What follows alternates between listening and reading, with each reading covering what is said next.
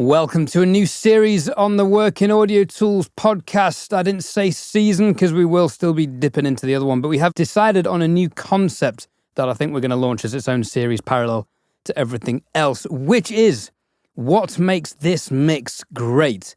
And what we're going to do is we're going to dive into the top 10 or maybe the top 5, depending on time, in the charts. And we're going to go through the mixes, and Paul and I are going to discuss what we think makes this mix great. But we need your help. We want this to be interactive. In the description, I have placed a list to a Tidal playlist of all these songs, and I will have a new playlist listed with which episode it is as we go, so you'll be able to find those. They are public, and if someone wants to make an Apple Music one and a Spotify one, that would be much appreciated. But for now, we've just done Tidal. Now, there's lots to consider here. As we know, mixing and production and the arrangements and the songwriting are inextricably linked. So we're going to try and keep that in focus with some objectivity. We're going to be considering what makes the track groove. We're going to be talking about depth, stereo placement, loudness, and everything else you can think of, frequency masking, panning, sound decisions, all the wonderful things that we talk about on a regular basis with mixing, and we're going to try our best to be agnostic to whether we like the song or the genre and to focus on the mixing, which is hard given the top 10 as it is today. Paul, how does this series work for you? What do you want to get out of it? What do you want the audience to get out of it? For me, I want this to be a learning exercise. So when I came up with this idea on the plane back from LA, my whole kind of idea was, right, number one, how can we bring more engineers, into the limelight? Because I do think it's very difficult for many hardworking mix engineers in the industry to get their name out there. Because at the end of the day, when we do go through the top 10, it is the artist, and they are the most important at the end of the day. That's who the client is. But it's very important to give credit to the mix engineers who are out here working and, doing their best. So what I was thinking was to not only give them exposure, but to also use it as a kind of ear training exercise where we're going to talk about the things that we hear. Because on my Discord, which is now over 400 paid members now, fucking mental, many people talk a lot about, like, I listen to Serban, I listen to Spike, I listen to all these, these top 10, top 20, top 40, top 100 songs, and half the time I just don't know what to listen out for. I just go, yeah, this sounds great, yeah, this sounds great, yeah, this sounds great, this sounds great. And a lot of times you don't really know where to kind of hone your focus on. Now, obviously, one of the most important things, obviously, when you're a mixer and mastering engineer, is the song comes first, and we are there, we almost surrender ourselves to the song and the vision of the artist and the producer. But I think what's very good for us, being very technically minded, is to kind of give it a bit of a technical once-over, just to kind of give many people that are starting out a bit of an idea of kind of how to teach your brain to be maybe a little bit more analytical and maybe think about things a little bit differently and use terminologies that maybe you've never thought about before, where you can listen to the song and go, okay, I never heard that reverb tail on that snare before, and how that depth actually sat really there to let this component come in, and this frequency clashing here was done really well, and this fixed it. And what we're going to do is we're going to have one objective piece from every mix that we would perhaps change. Now, this is not us saying that we are the be-all and end-all, and our opinion fucking matters, because at the end of the day, these mixes and masters have been signed off. But it's okay to still have your opinion, because at the end of the day, you've got to be your own mixer, right? You've got to have your own sound and you've got to have your own taste. We're going to see how it goes, because we don't know how this is going to go. But I think it's a great idea, and I think it's going to be really good to make this podcast interactive. Number one, now, by the way, we are going to be doing the UK charts, just because we're from the UK. Again, when we're going to switch it up, maybe some weeks we'll do the Billboard, maybe some weeks we'll choose a genre. And, and it'll be good to teach our ears. We might go, right, okay, let's just see what the country charts. Yeah, country charts, or again, the urban charts, or, techno charts, you know what I mean? And actually... No. Next. We're going to do it, right? We're going to do a techno week now. Techno. Right, okay, so let's get cracking with the knacking. So, first off, number one in the UK top charts this week is, surprise, surprise, Taylor Swift with Opalite. Now, Ed, I've not made a note of who mixed these, and I probably should have. Have you made a note of? Luckily, I have. Yeah. There you go, Mr. Organisation over there. Brilliant. Just before we dive into this, if you do leave comments, remember, we want you to listen to these songs either now, before we talk about them, or while we're talking about them, so you can engage and understand what we're listening for. Now, when it came to looking through these mix engineers, I was expecting to see Spike Stent, Serban, Spike Stent, Manny, Spike Spent, Sturban, Spike Spent. That's a tongue twister. He's Spike Spent over there, aren't he? And it didn't go like that, which is brilliant. Spike and Serban obviously have a song each in the top 10 in the UK at the moment, but they only have one each. Yeah. And there is, in fact, only one engineer who has two, and we'll get to that later, I think. Opalite by Taylor Swift was mixed by Bryce Bourdone, who has done Sabrina Carpenter, Chappell Roan, and Olivia Rodrigo. So not Serban. Serban normally does all the Taylor stuff. Very interesting. Cool. So this guy's career's got potential. It's up and coming. All right, now you made some notes on this. Let me hand it back to you. Okay, so for me, look, I thought it was a Serban mix, so that tells you how good this mix is for me. I genuinely did think it was a Serban mix. For me, the kick was tight and punchy, and I thought the groove was amazing. I thought the groove was perfect between kick and bass. The vocal was present, and it was never harsh, and it was never washed out. Taylor's vocal was, proud right in front of the mix, and it was always there and could always be heard, and nothing washed it out. And I thought the BVGs were perfect. I thought the depth and the placement was like, mwah, chef kiss. Like nothing got in the way of anything. I just genuinely thought it was like a pop. But for me, that was like top of the tree pop mix for me. To the point I thought it was Serban, who I know his mixes quite well because I've studied a lot of them. But yeah, just pretty much perfect pop mix for me. There wasn't really anything that I was sitting there going, I don't know if I'd change anything. The only thing that I maybe thought was that, and this is only my one objective thing, right? Because I was looking hard for it. No. Rifles at dawn. You've laid it down. You've laid the gauntlet down. Perhaps it was maybe a bit thinnish. Maybe just a bit on the thin side for me. Okay. I maybe felt that maybe you could have got a little bit more low end sub extension for me. But again, it was a very mid forward mix. But what was great about it was that it was never harsh. Taylor's vocal was just perfect up front. Nothing got in the way. Everything had its place. The groove was just there. Kick, snare, kick, snare, kick, snare. The bass, sometimes I thought the bass was a little bit hidden at times, where I was like maybe struggling to hear the notes. But again, maybe that was the direction of the song from Taylor and, the producer. I struggled to have anything, maybe slightly objectively analytical to say about it. Maybe perhaps it's a bit thinnish, and maybe the bass could have been lifted a little bit more. What did you think? Yeah, it's a very good mix. I struggled to find anything kind of to say about it other than it was just pretty much spot on. I agree with you. It's the quintessential pop drum sound. Now, what's really great about this track for me is the width and the automation of the width to add level and fullness in the chorus.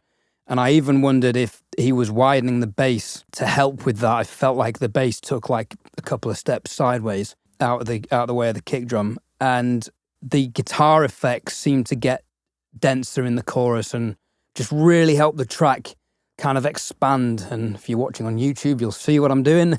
I'm pushing my chest out and raising. You've got it muted, like right now, like the missus came in and they're like, "What are you doing right now?" Just come back and Ed's like, let's not go down that road. But, yeah, just and you're right. Taylor's voice, actually, that did strike me as one of her best sounding vocal tracks. I would agree. So excellent work, Bryce Bourdone. Yeah. Number 2, total change in direction in the UK. Dave is a big artist in the UK. I'm not sure how big is he in the States, but his song Raindance is number 2. This was mixed by John Leslie, who has worked with Central C. Now, this is a very different song, but things, I'll be honest, it wasn't to my taste. But things that struck out to me were the piano, I believe, is live. I think I can hear like the pedals going and the hammers lifting off, which is amazing. And it's really gentle. It's really beautifully placed behind the vocal. And then the more aggressive drums come in, and it's a bit of a juxtaposition between like the hard-hitting genre, snappy snare rim clicks, and then a really beautiful and emotive piano, which I found quite interesting. That's a difficult balance to get right, I think. And at some point there's a bass, I think pans very slowly, like almost takes 4 bars to go from one side to the other, just in the background. And then in the chorus, it becomes more central. The crossover between this bass synth, that's a tongue twister, and the piano, I thought was beautifully executed. It's very smooth and it's very musical sounding. I've got a great snare sound. It's funny because I'm not a drummer, so I always think a little bit more simplistic when I think of the sound. So for me, it was like a plucky kind of snare sound, but it did sound very genre specific to so many songs in that kind of genre. So I thought they kind of nailed the snare sound for me, which again could have been a production thing. I thought the snare sound kind of sat well throughout the whole track. Maybe sometimes I was like, is it maybe getting in the way of the vocal? Maybe that would be my my complaint about it. Yeah. But in terms of what I found quite interesting was the hat was tucked back nicely out of the vocal. And again, sometimes in a lot of these kind of tracks, what I find is that the hats are very prominent, kind of where this one it sounded to me like it had a more top end rolled off it, and it had more depth to it, and it kind of sat back a little bit, which I found quite interesting. So for me, it just kind of tucked back its way out from the vocal, and it kind of maybe added a little bit of depth. Instead of being like very forward and adding to the groove, it still added to the groove, but it sat back, which I thought was quite an interesting choice. Did you hear that in terms of like the hats? Yeah. And you know what? That level of attention to detail, just poking one element of the percussion parts back, is what I've noticed in this top 10 is things like that, little tiny details of just nudging something back, whether it be shelving an EQ high or low, or just adjusting the level slightly, or adding some room sound as we do with Stage 1.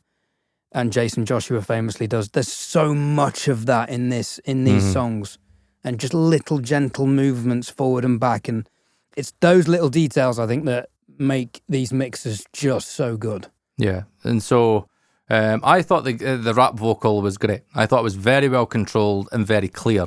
Now, I think what you'll find with a lot of these tracks in the top 10, top 20, is that the vocals are always well automated. They're always clear. There's not really many points where the vocal kind of ducks out. I mean, some people would maybe say that, stuff like Taylor Swift, maybe like it's the vocals too loud, but I didn't find that in the Taylor Swift track. I just thought everything was balanced and placed perfectly. But in this, I thought the rap vocal was great. Very clear and very well controlled. Again, nothing sounded over compressed, nothing sounded overly distorted, nothing sounded like I couldn't hear the words, the passages. I felt like I could hear every word. And again, if you think about when you're mixing genres like this, for me, it's very important to make sure that the diction and, the intelligibility of the lyrics is up front and you can hear everything. That's what I always found with Eminem songs. Like, I could always hear everything he was saying.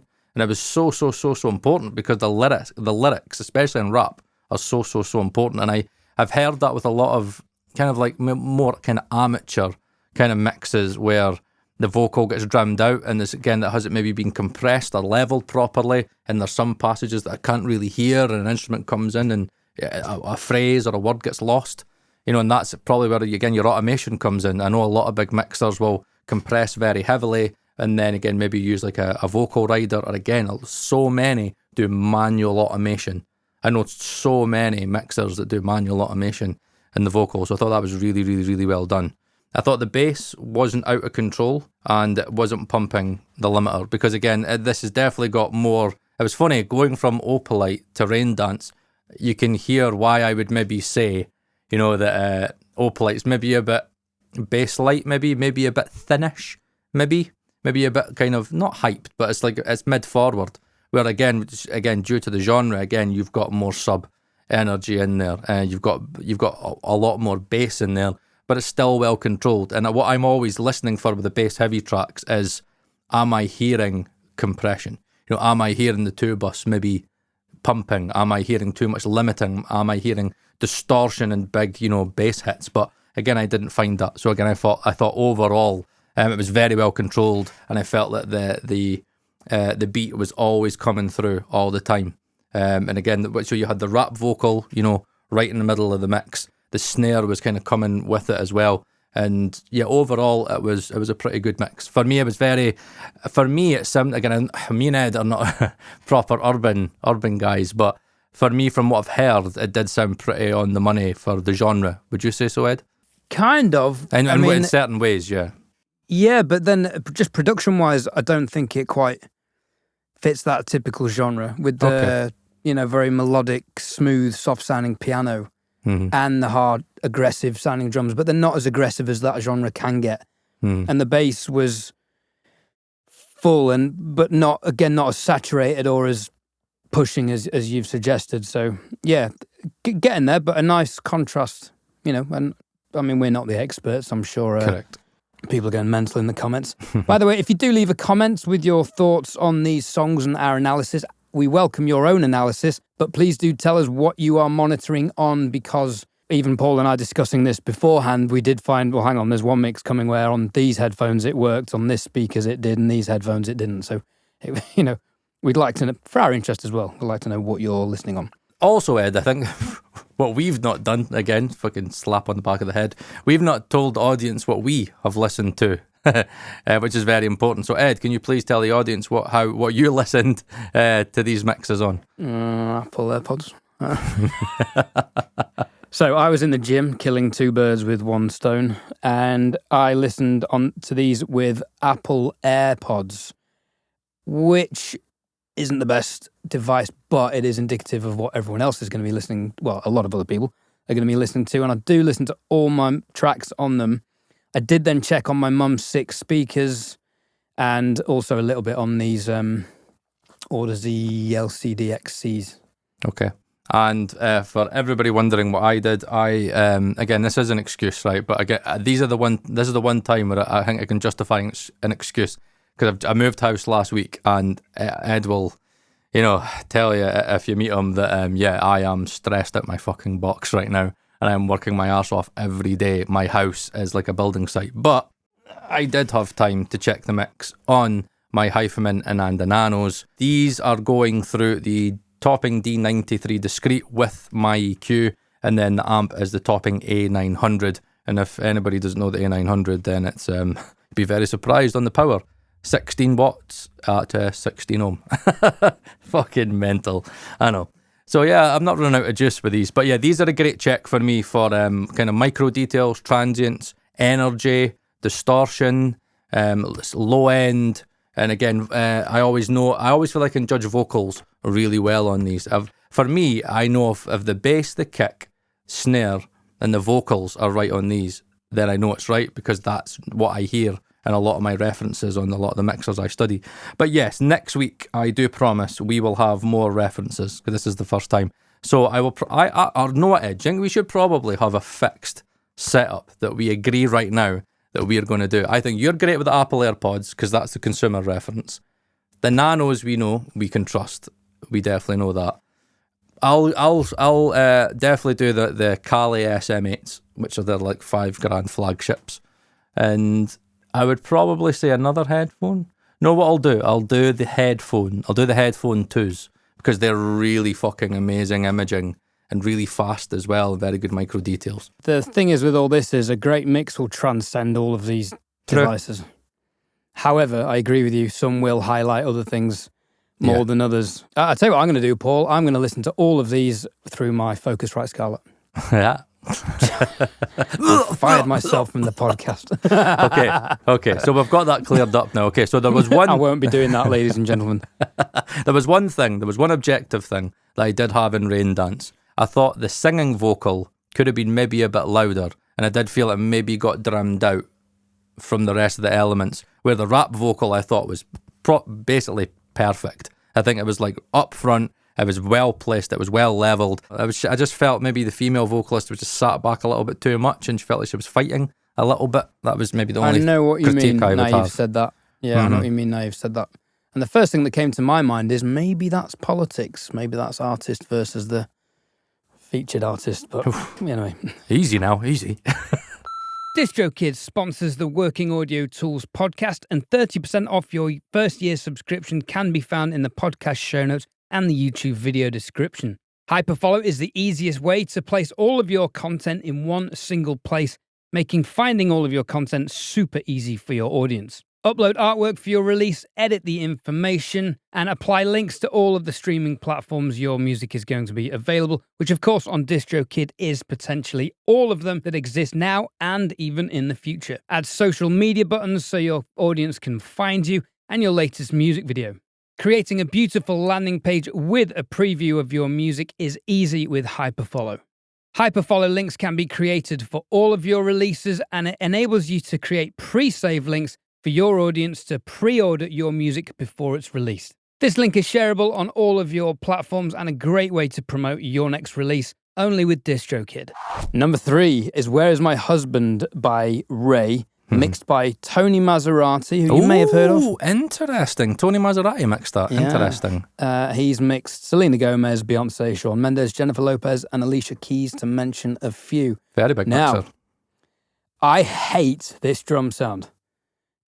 I can't stand it. Really? Interesting. I can't stand it. It's horrible. But I get that it's kind of genre and style authentic. What I love about the drums is that they've left the snare drum hit variations because it's been played by a human. And I like the fact that they've left those little variations in, which is very rare these days. So, fair play. For me, this was a very dynamic track with the instrumentation, and there's an excellent use of depth to create arrangement contrast. The trumpets are moving forward and back in the verse and the chorus, and other little elements are tucking in and tucking back to create that arrangement contrast, which to me was quite obvious between the verse and the chorus. I thought that was a genuinely very good use of depth automation. Okay, short and sweet from Ed there. I really, really liked this mix. I thought it was really very well balanced. And I actually know what, for me, I thought everything has its place, which obviously is a Paul Third thing. We all know I like everything to be heard in a mix. And I think that kind of suited my taste. So maybe I need to look a little bit more into Tony, because again, I do have a lot. I've got nearly all the Waves plugins I bought over the years, stupidly. But I do have most of Tony Maserati's signature plugins. So maybe I need to listen more to Tony, because I can tell I've not listened enough. I've maybe studied Spike and Serban too much. And for me, the cymbals I thought were perfect for me. Because the reason I thought the cymbals were perfect was because for me, everything was balanced and everything had its own place. And I thought what he did fantastically was he used the cymbals for the top end. And I felt that the cymbals were only kept for the top end.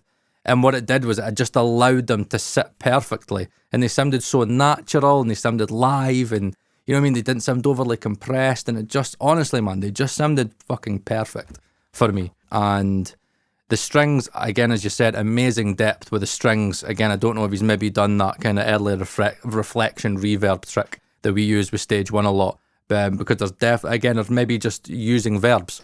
Again, you can, and as you said, Ed, it's a very dynamic mix as well. I think what we'll do next week is this is the reason why I like to do it in the moment, is we probably should check the lofts of these as well, because that's probably going to be an important thing. So if somebody's a little bit less lazy than us, if somebody could please in the comments check the lofts of each track and let us know which one is, that would be really interesting, and we could maybe put it as a pinned comment, because I think it's very important to understand, because obviously the mixers in some cases can be, not to say only as good as the mastering engineer, but in terms of if a mastering engineer maybe is a bit overly handed, a bit heavy-handed, we have spoken to a lot of mixers who have said that in certain cases, which is why they have their own mastering engineers. So again, it's very important to know if, a song's maybe too loud. Again, Opalite, it might be fucking -6 for all we know, and that's the reason why it maybe sounds a bit thinnish to me, you know what I mean? Could be, don't know. Watch us, it'll be fucking -11 or something. I don't think it is. But I think that the groove is great, and I love the balance between kick and bass. The bass is very bouncy and very well controlled. And I just love the groove. And I was sitting there in the nanos, because that's what the nanos are all about. If you've got the slam in the groove, then it's gonna, and it just hit right for me. And I was like, right, okay, this as you said, Ed, it's dynamic. And I was sitting there thinking, right, okay, there's the bass, there's the kick, and then bang, there's the top end. You know what I mean? And it's a groove, it's a dance, it's a bop. And I was like, wow, I can see now why this song has been so big. And again, a big fucking kudos has to go to the production. And a big kudos, again, for me, just, again, we don't know how much Tony did. Again, the production could have been stellar, and the rough could have been stellar, and Tony's just, did a wee bit of magic on top. But I just thought it was a very, very well-controlled mix, very dynamic, everything very, very well placed.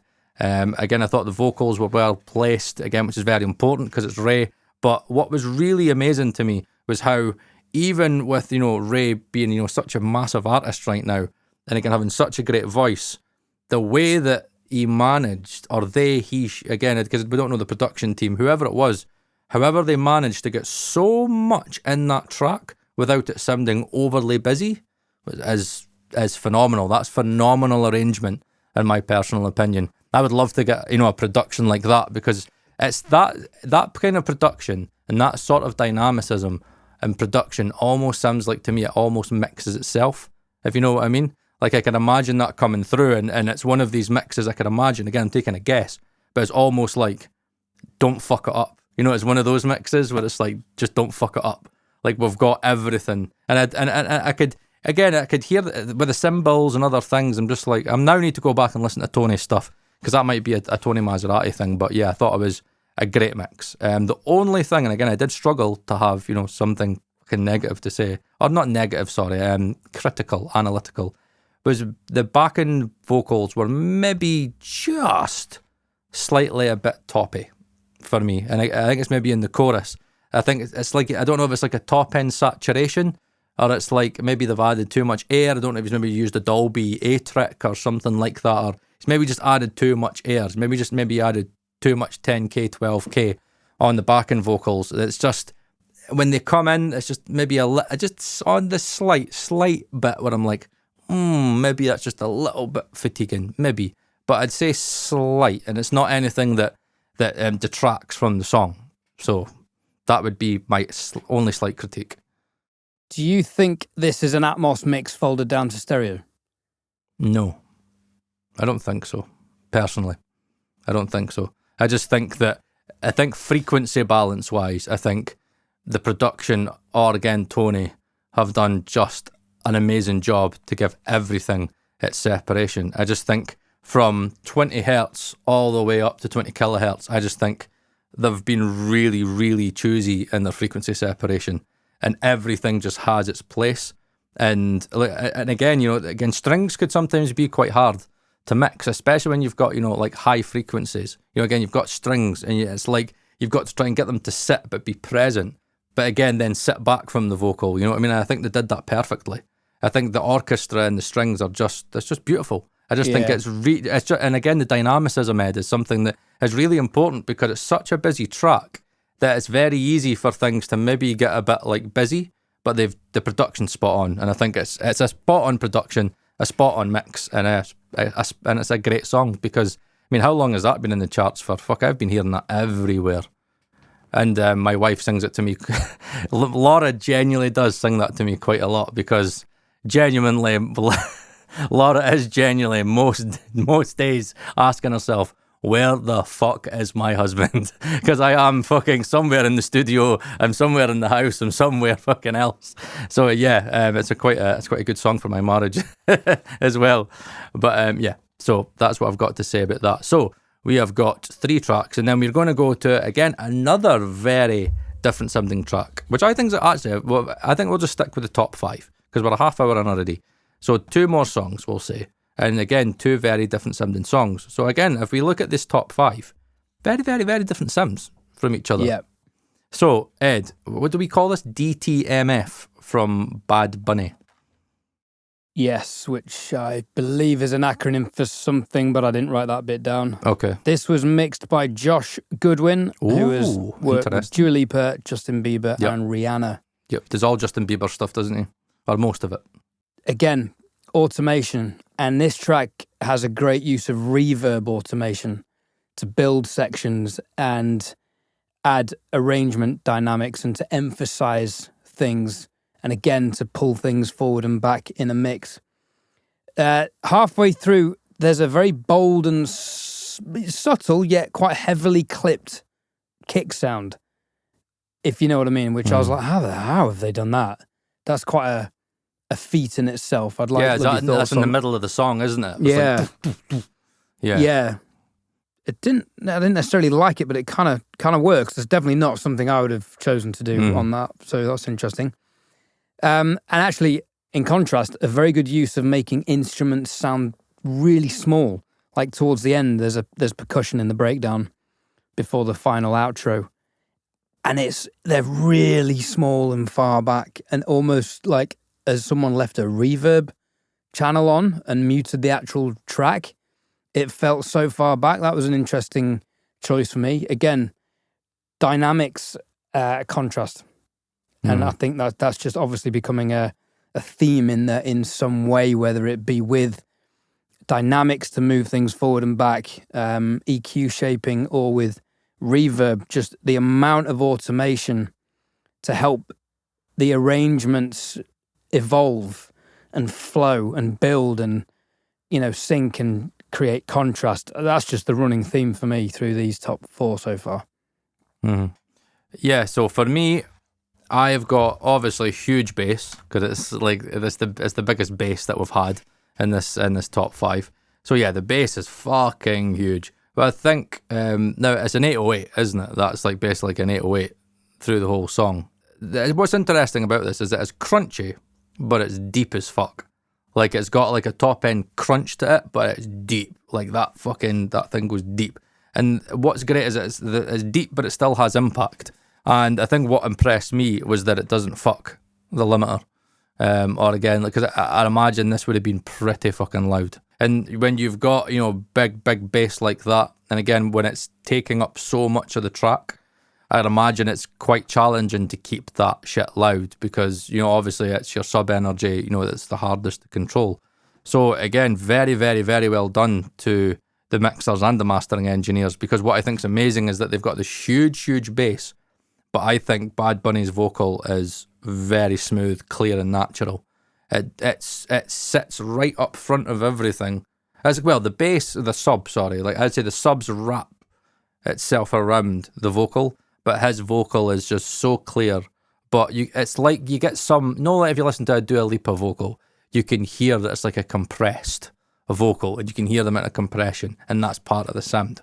Where with this one, I just felt that it was interesting how it was smooth, clear, natural, and it was, obviously you had all this low end, and I could hear, I was like trying to listen for like the kind of pumping, or maybe just like maybe some artifacts where it's like if you're trying to get it loud and got that much low end, but again, nothing got in the way of the vocal for me, and I thought they did a really, really amazing job with the vocals. I loved the width, the BVGs.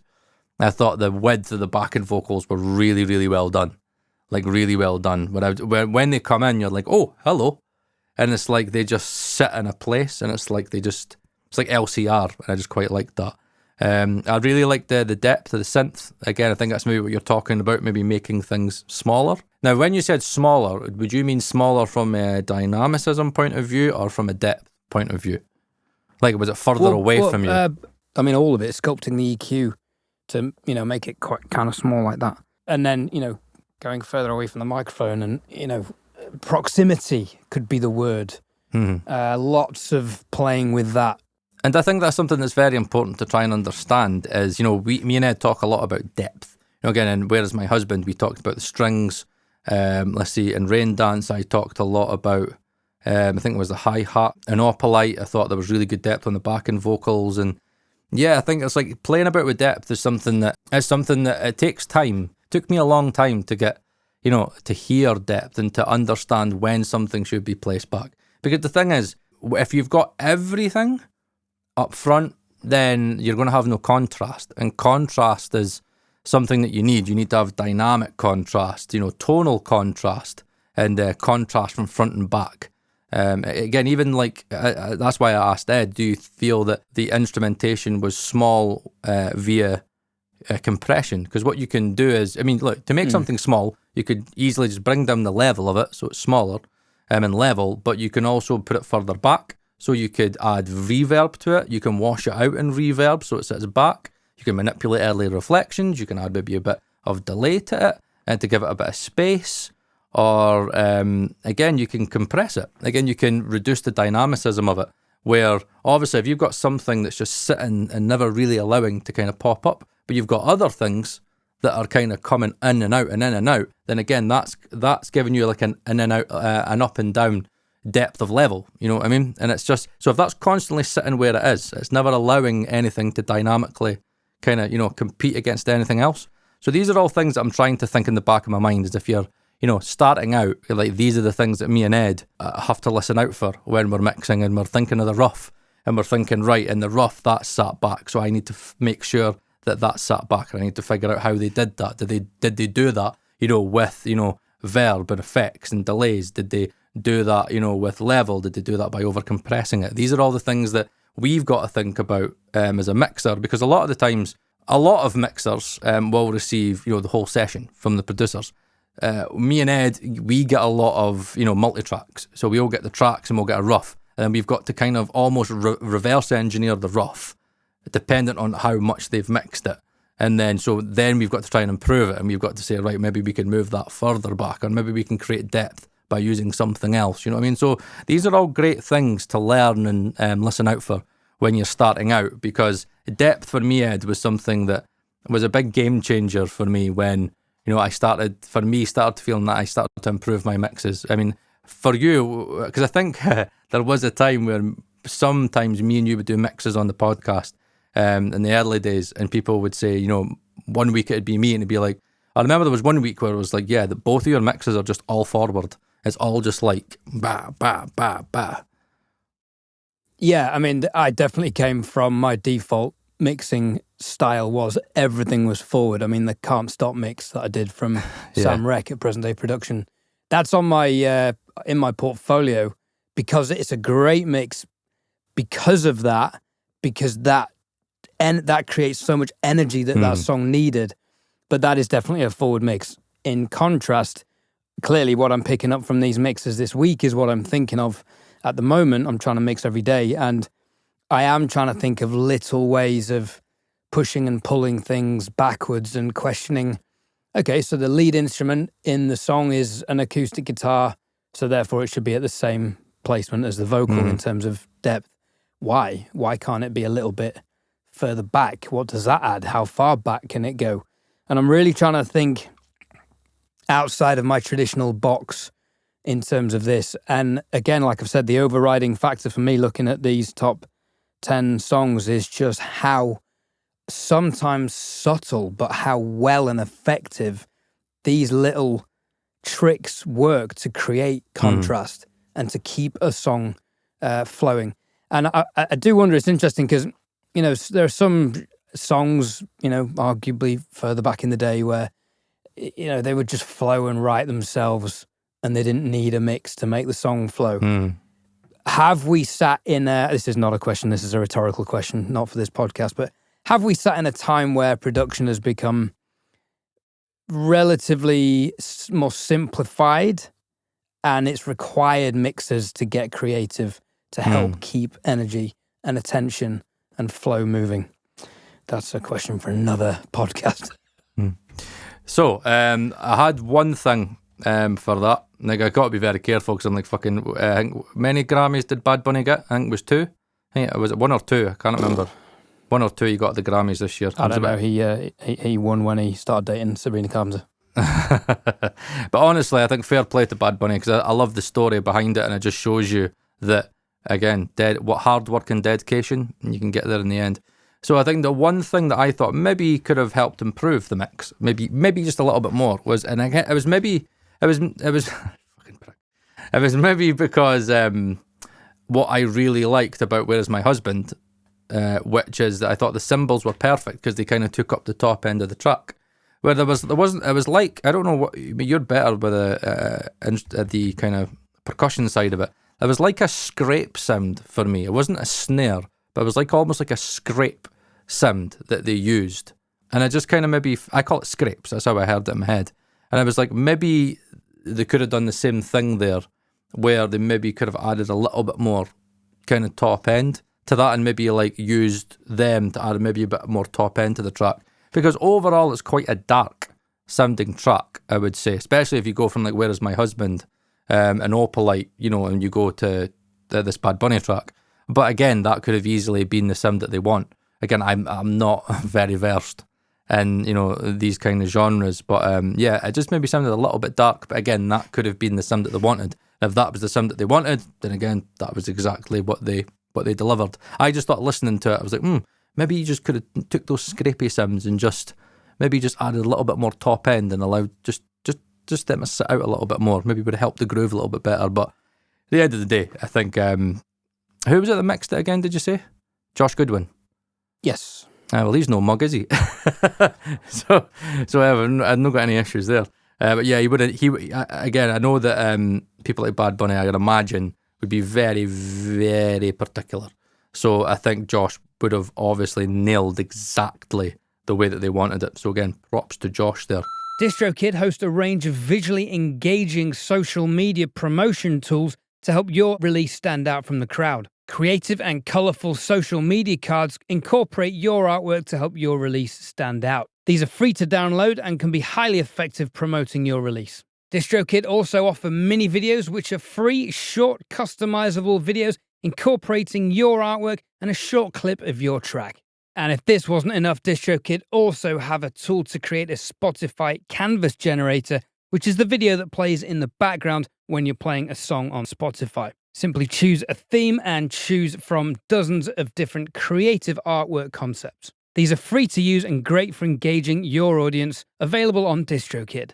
For an additional subscription of $8.25 a month, you can get your music videos distributed to Apple Music, Vivo, and Tidal, and you'll keep 100% of your royalties. With DistroVid from DistroKid. The last one is actually two UK-based artists. So we had Taylor Swift, we had, again, Raindance, that was a UK-based artist, Raye, UK-based artist, Dave, which is great to see. Again, this last track is no exception. So it was Sam Fender and Olivia Dean, who is obviously doing the rounds everywhere just now. I'm hearing Olivia Dean songs everywhere just now, and credit to her as well. It's great to see UK artists, you know, you get a chance and get up there. And it's great to see the UK top 5 with fucking UK-based artists, isn't it, Ed? I mean, so again, we've got the top 5, we've got 3 UK artists in there. Actually 4, because I suppose you count Sam and Olivia. So great. So, Rein Me In. What did you think about this one? And who mixed it, by the way? I'm quite interested to see who mixed this. This was 2 people, Craig Silvey and Danny Bennett Sprague. Now, for me, I know we have very different opinions on this track. I liked the full kick sound, and how they executed the kick and the bass, I thought was quite lovely. Full but not overbearing. The hats were very dark, and they were just audible in the verse, but well out of the way frequency-wise from the vocals. And I think this might have been a recording decision, because this sounds like ribbon mics on the drum kit. Okay. But that was a good decision, because there's a lot of high-end information going on, as we discussed off air. So the hi-hats are away from the jangly guitars. Now, this mix could very easily get too bright very quickly, and a lot of elements kind of were fighting for space a bit. I think you were a bit more critical of that than I was, from what we chatted about earlier. Now, on my AirPods, which are very wide, and they do soften things slightly, I'll admit, I actually don't think they're very good for critical listening for this stuff, so I may not do that next week. But I will have a listen with them just for reference. But on those, it sounded quite well balanced. All the instruments and the vocals did seem, given how much was going on, given you had at least 2 jangly guitar parts and a vocal going on at any one time, I felt like the AirPods separate them, but I know they're adding width. I did feel on these headphones, as soon as you said that they were potentially clashing on the Nanos, which I know are quite narrow, but you'll talk more about that in a minute, no doubt. On these, I did hear exactly what you meant. I was like, oh yeah, there's a lot going on, and there's a fair bit clashing. But on my AirPods and my mum's, it didn't really bother me. And I just love the saxophone in Sam's tracks. I think Sam is a great songwriter, a great artist, and there's always time for, consensual sax. I'll give you that one. That was pretty good. I will. Cheers. I'll fucking give you a clap, you wee prick. I'll give you a clap. Okay, so let me see. So I really liked the snare sound in this. So what did you think of the snare sound? What did you say about the snare sound in this? I didn't mention the snare, but I do like it. He does get good drum sounds and guitar sounds. I'll tell you what I really like is the bass. I forgot to make a note of that. The bass sound in the intro I really liked. So yeah, for me, I thought it was a great snare sound, and I really liked the verb decay that he had in it. I just thought he had the perfect amount of verb decay, which I can tell that's a mixing thing, because again, it's not came from the room, and I just feel like he really timed the verb of the snare. So again, if you're new to this, listen to how the snare verb decays just kind of almost in time, where it just takes a pocket and it just has a pocket, does its thing, and then gets out of the way. And I think they've timed that pretty well. I thought they did that. It's quite a common trick that to get the snare reverb to last until the next kick drum. So it might go doom, doom, yeah, and that's what I heard. The reverb just lasts. And it's actually, there's a really good Leona Lewis song, I think it's Keep Bleeding, where they use that they come off the reverb quite abruptly to almost act as like a hi-hat note or another percussive part of the groove. That track, I've forgotten, I think it's Keep Bleeding. Fantastic Bleeding Love, that's what that was called. That's the one. The lyric is Keep Bleeding. Yeah, that's right. Yeah, fantastic use of using reverb as a percussive groove-oriented element. I mean, that's out the box thinking. 100%. For me, the guitars are the intro. I'm like, wow, these guitars are super wide and crystal clear. I was like, oh wow, this is a great fucking acoustic guitar sound. It's like, wow, it's really, really great. It was funny because this is where because I'm not a drummer. I think there's parts of me from an analytical point where I'm like, could the kick, and this is good to ask you as a drummer because you're very picky, would you say maybe the kick could do, and I'll do this in two ways for your answer. A part of me is like, could it just do with a little bit of click, maybe just a bit of 1-2K, maybe I knew just you were going to say that. Just to come in. However, when you look at the big picture, I think it's got a nice kind of warm kind of thump to it that gets itself out the way. So it's like I think what it does well is that the kick kind of isn't a prominent part of the song, but it gets out the way, which means it's not clashing with the vocals. But there's a tiny part of me with this kind of feel like the kick sometimes maybe gets lost a little bit, and I was like, maybe if you added maybe just that little bit of 1-2K, just added a little bit more click, maybe that would allow it just to come through a little bit more. But I wanted to know your thoughts on that. Yeah, you're right. That would be a way to give the kick more presence and attack and drive potentially. Mm-hmm. But with so much going on in those upper frequencies, I think maybe they've just decided to leave that out and not contribute to the clutter further up the frequency spectrum. Yeah. But I feel like the bass is quite mid-rangey, not upper mid-rangey, but nicely mid-rangey, which drives the track. So the kick is kind of almost, harmonically enhancing that and just giving it a bit of weight. But it does feel like the bass is driving that more than the kick. Agree. And I was hoping we'd come on this subject at some point in this journey, because so many people think when you say, what's the groove in the track? Oh, it's the drums, isn't it? I can give you so many examples where the drums are not the groove of the track, of which there were some later in this checklist, but I don't think we're going to get round to it. So that'll come up another time. Yeah. And on the bass sound, one thing I did say was I loved the bass sound. This was my favourite bass sound through these 5 songs. Yeah, the notes are so clear, and the way that they focused on the groove by allowing the notes to kind of be so audible really helps. And and to me, that's what's driving the song for me. Like, I was just like, wow, this bass sound is fucking really good, and it's sometimes a tough task to do. And I think that this is something that many mixers have taught us in a lot of the interviews, that there's times where something has to win.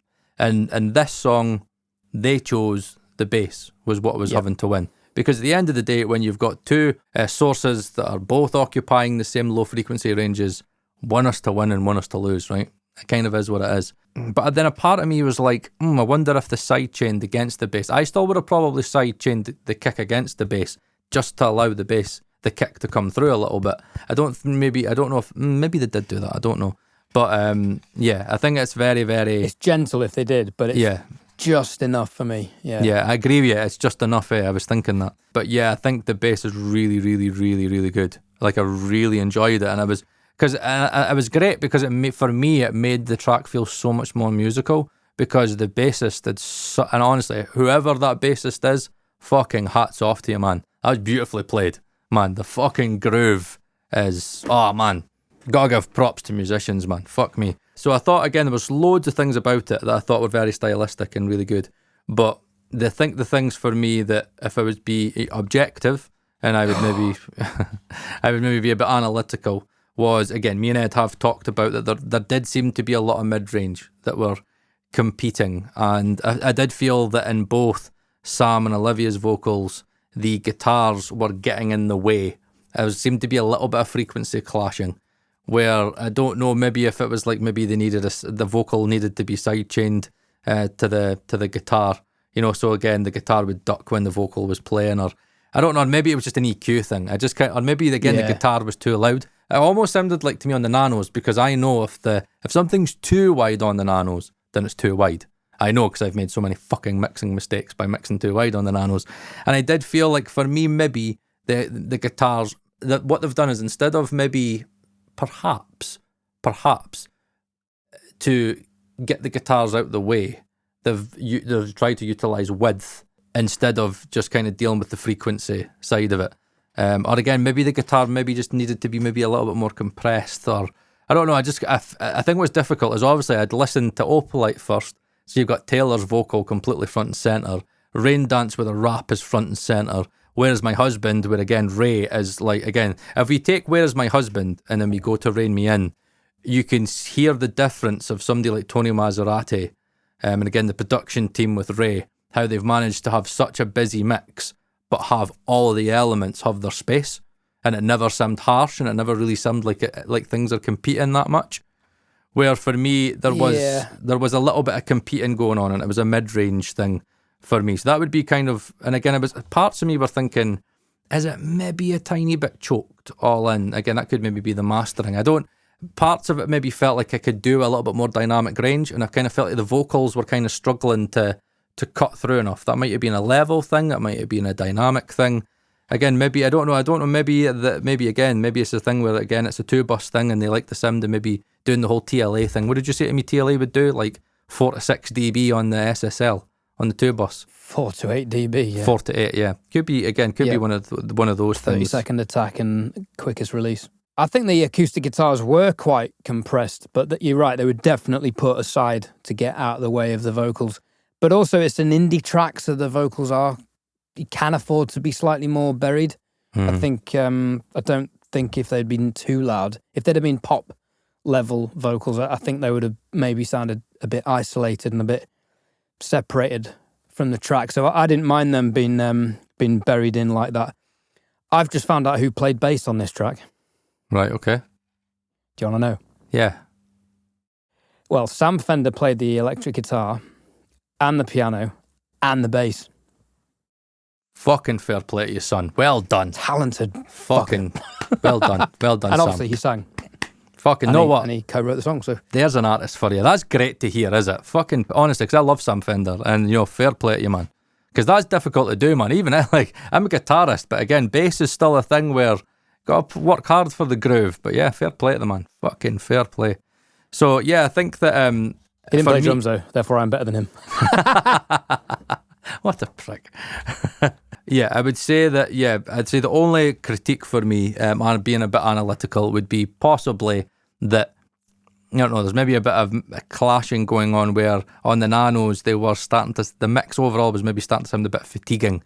The more busier it got, the more kind of felt, the more mid-range I was getting. Then when the sax comes in, I'm like, what I would maybe say about this one was that it maybe felt like something that I've done before, where it felt like, see, if I would have put all of the bits in solo, I'll guarantee you the sax would have sounded fucking amazing, bass would have sounded amazing, drums would have sounded amazing, the vocals would have sounded amazing. Again, I knew the guitars sounded amazing, and everything would have sounded fucking amazing in solo. But I felt that when you then bring all of them together, it's kind of then like mid-range central, and I'm like, oh, this is a lot. And again, it's like many people will go, oh, but the nanos could be quite harsh. Not with my EQ. My EQ is, to the way I do my EQs. So some people listen to my nano EQ and they're like, is it maybe a bit dark? And I'm like, no, that's how I get my top end. So I've got the nano set in a way where if they sound harsh to me, then I know there's maybe a bit too much mid-range stuff going on there. So again, there could have just been maybe a bit of soothe in certain places, maybe a bit of resonance suppression, I don't know. But yeah, I mean, at the end of the day, it's a great song. And again, obviously it's great when you listen to a song and you're like, oh wow, fucking fair play to the bass player there. Like, damn, that's fucking great.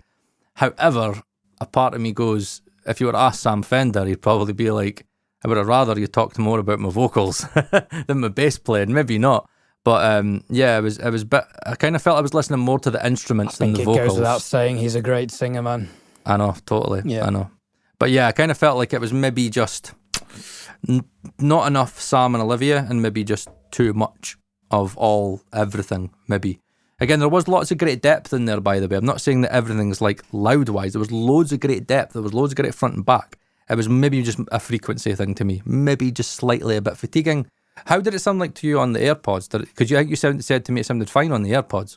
The AirPods definitely shave off some of the top end. The AirPods are designed for long listening, so they are EQing things for a smoother, softer, more sustainable listening experience. So like I said, I don't think actually, I think it's worth checking each song on, but from a consumer point of view, but it's not worth doing my critical listening on them moving forward. Mm-hmm. So there you have it. There you go, the top 5, and me and you thought we were going to do fucking 10 and we'd do it under an hour. There you go. So I think 5 is going to be I thought we were going to rattle 10 out in about 20 minutes.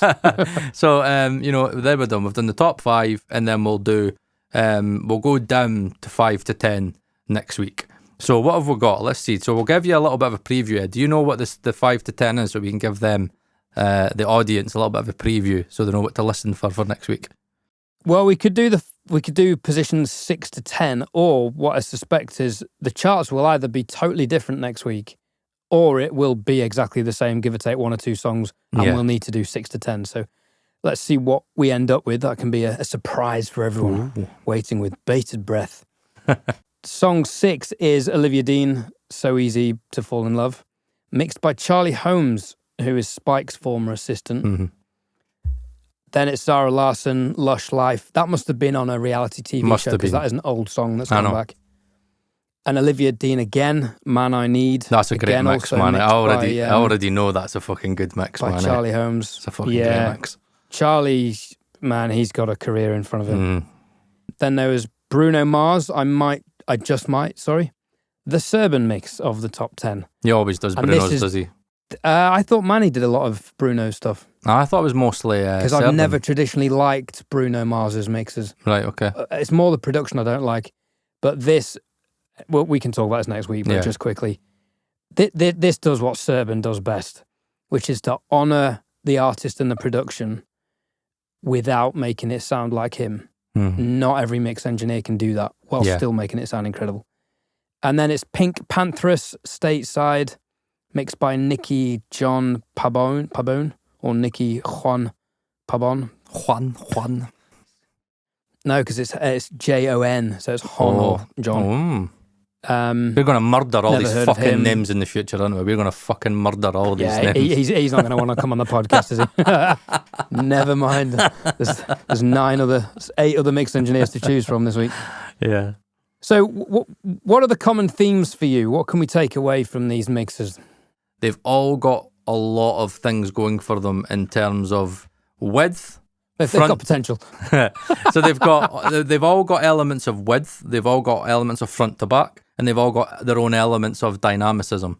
So again, I think what you can take from this is that there was no mix here for me that sounded like it was all up front. again, there was no contrast for me. Again, every one of these mixes had contrast, and they all had contrast in their own ways. Some, I think, maybe did the contrast better than others. But what would you say out of those 5 to wrap up? What was your favourite mix out of those 5? It's going to have to be either Opalite, because I really love the automation and her vocal sound, or the Sam Fender song, but it may not be surprising to people that those are also my favourite 2 songs of the top 5.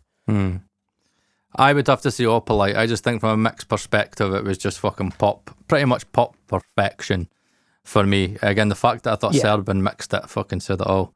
But yeah, I just thought that was a fucking... If you want to kind of get an idea of what a pop mix should sound like, I think that's a very, very good example.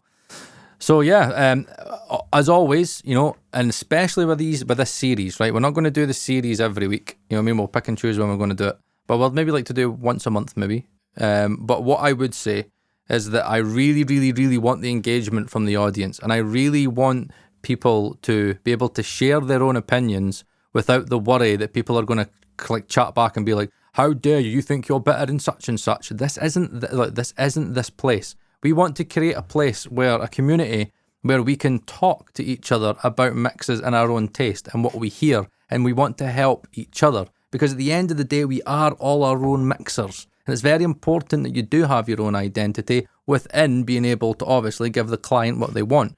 So hopefully for people starting out, again, I want you to ask questions. I want you to share things. I want you, most importantly, to tell us what you're listening on, because you might hear something in a track and be like, yeah, that really, really bothered me. Really, really bothered me. I don't know why is nobody hearing this? And then maybe we could, you know, get a part of your monitoring chain and be like, right, that's maybe causing a bit of an issue there. Me and Ed don't hear it, other people don't hear it. And it's not about chastising people. It's about helping people with their translation.